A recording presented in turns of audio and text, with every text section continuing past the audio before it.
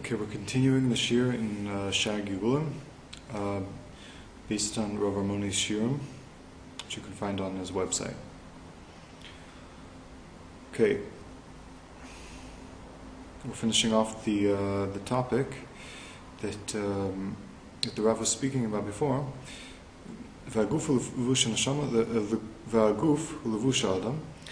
we said the body is only like a clothing for the neshama. But really the actual person is not the body, rather it's the soul. As it says on the pasuk that on the flesh of a person you shouldn't anoint. We're talking about I think the Shem and the Mishcha, and here was saying that on the flesh of a person you shouldn't anoint because it's only the flesh of a person. Meaning on the person's body you shouldn't anoint. It's saying that it doesn't say you shouldn't anoint on the person, because on the person would be the neshama. It's saying you should not anoint on the person's body, which is kind of expressing the fact that the body and the soul are not the same thing. That the ikr is the soul, because otherwise it could have said don't anoint on a person. And also it says in the Zohar in Parshas Bereshis, it says or v'basar talbishene. This is from the פירוש here. You don't have it in the regular Shagul. It says or v'basar talbishene, that you dressed me up. Yuv says, I think, you dressed me up with skin and flesh. So here you see that a person's dressed up, his neshama is dressed up, so to speak, inside his body, and his body is just like clothing that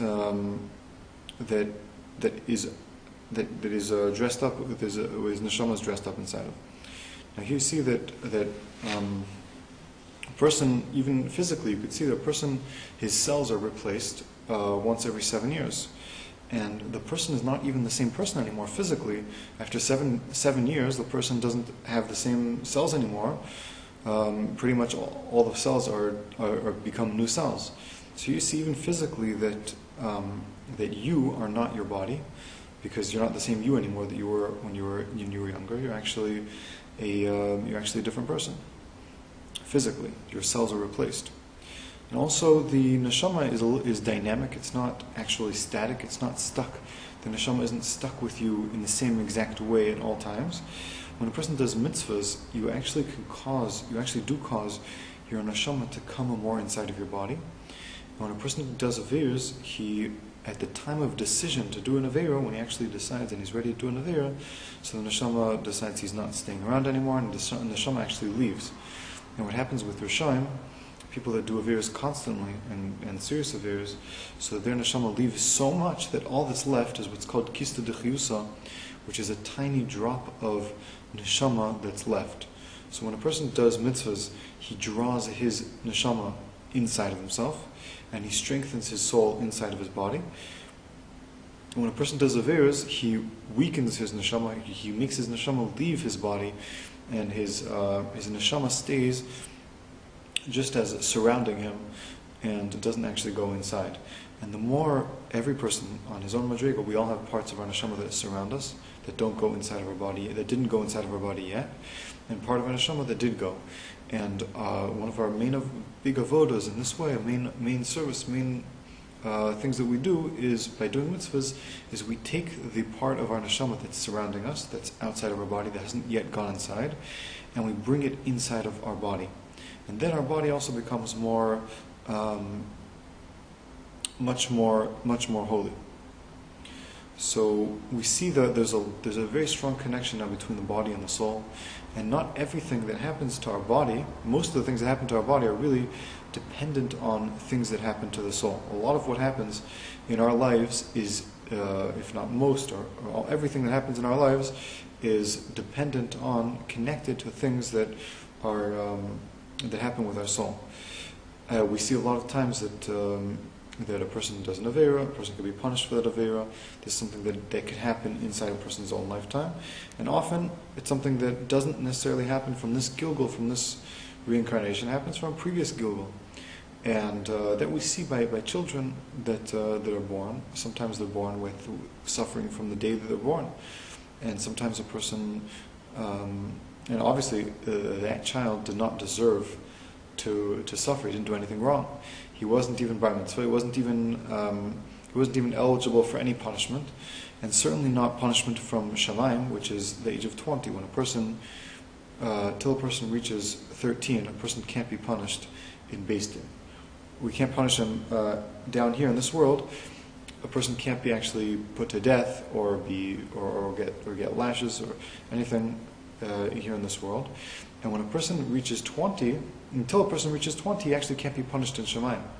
So it would seem that a person's averos would not be able to be punished here in this world until he reaches at least 20. So what is a majority of these sins, or a majority of the punishments that a person receives from when he's younger, are very likely to be coming from a previous gilgul, a previous reincarnation.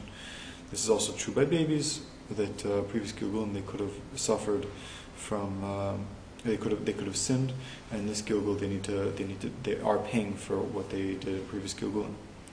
A lot of times we see children only need a certain tikkun, a certain small amount of suffering. They come into this world for a very short period of time, and then they are able to afterwards go into Gan Eden, and with that they die. So Rav Armoni actually said that he recently met a person who was 70 years old, and he said, and this older man was describing to Rav Armoni how he's suffering till today, having trouble sleeping and all sorts of mental issues, because when he was younger, his father used to hit him severely or abused him severely. So we see that, I mean, it doesn't make sense that from when he was a 7-year-old child or a 5-year-old child,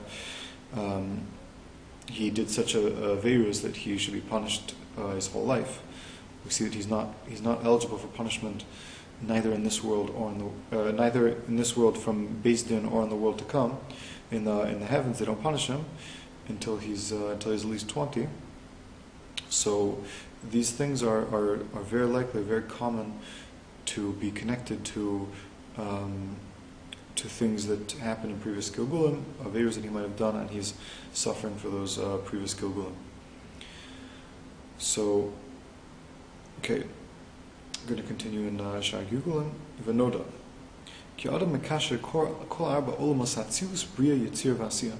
Now, a person connects all of the 4 worlds. Atzilus, Bria, Yitzir, V'Asiya.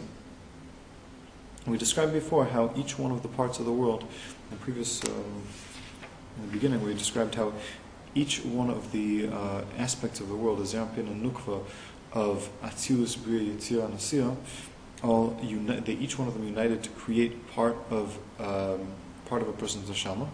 So therefore a person's neshama is built up from all of these parts of the world. And also, this allows a person to actually connect all the worlds. And therefore it must be that he has a part of all the 4 worlds. And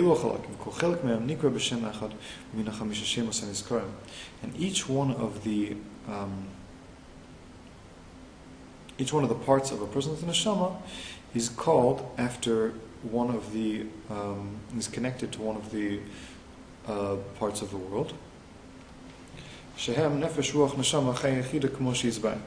And these 5 parts of the neshama are nefesh, ruach, neshama, chaya, chida, as we explain. Now, nefesh, just to explain how these relate actually to the spheres, nefesh is connected to the malchus, which is the parts of the sphere, also parts of nukva. And Zerampin is connected relates to the Ruach relates to Zerampin, which is connected to the sphere which is the Indian of the sphere of Tiferes. And the Neshama is relates to Ima, which is a sphere of Bina. And the Chaya is connected to the Abba, which is the sphere of Chachma. And Yechida is connected to Keser, which is to Aychampin, which is the sphere of Keser.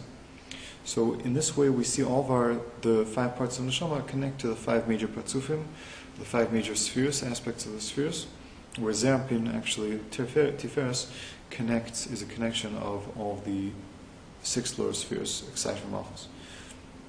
Chesed, Gvur, Tiferes, Netzach, Hod, Yesod is often represented by Zerpin. So that's in the spheres, and also in the Partsufim, and also relating to the world, we're going to see the neshama, the Yechida relates to the Olam Adam Kadmon. Chaya is Atzilus, Neshama is Priya, Ruach is Yitzira, and Nefesh is Asiya. So all the different aspects of our neshama, the 5 parts of our neshama, relate directly to the 5 different worlds. Now, this is also we see by Chanoch. Chanoch used to his job was to sew shoes. That's what he did for a living, and that means that he sewed together all the different parts. The shoe is the lowest part of the world, lowest part of a person's body. Like when he wears his shoes, what actually touches the ground. And Chanoch was his avoda was he was connecting. He wasn't just physically sewing shoes, but he was connecting the lowest aspect of a person, the lowest aspect of creation, to all the upper worlds. That's what he was sewing and connecting. Sewing is the connecting together. He connected this world, the physical world, with all the other upper worlds, and with this, he actually attained the level of Malach Matat, and which is a very high level. It's the Malach, which is in the Olam Hai Yitzira, and Eliyahu Navi actually he was able to become the Malach in Olam Asiyah, which is a lower type of Malach. And when Chanoch would sew these shoes, he would say Baruch Shem Kavod Malchuso L'Olam Va'ed, and the significance of this is that the Rosh Tevis of this word, which is Baruch Shem, which is actually speaking about Hashem's greatness in this world. It says Baruch Shem Kavod Malchuso, that the name of his honor's name should be blessed in forever, and speaking about there the honor of his Hashem's Malchus, Hashem's rulership in this world. And if a person takes the Rosh Tevis of these words, Baruch Shem Kavod Malchus L'Olam, then which is 398, and he attaches the Rosh Tevis equal to 398, which is also equal to the name of the Malach that Chanoch became, which is Matat, which is 314, plus his name himself, which is Chanoch, which is 84. 314 plus 84 is 398, which is the word that he actually would say as he was sewing his shoes. So Moshe Rabbeinu actually reached a much higher level, and Moshe Rabbeinu brought down the Torah for us. And with this Torah that Moshe Rabbeinu taught us, he's teaching us how to connect and to sew together this physical world, this lowly world, to all the upper worlds.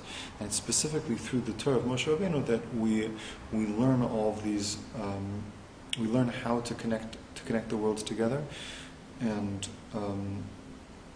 which is our main avoda, and which is the reason why we have all these different aspects of our neshama, in order to connect everything together. Like we also said in the previous shir, that we were created, every part of creation gave of itself to create man.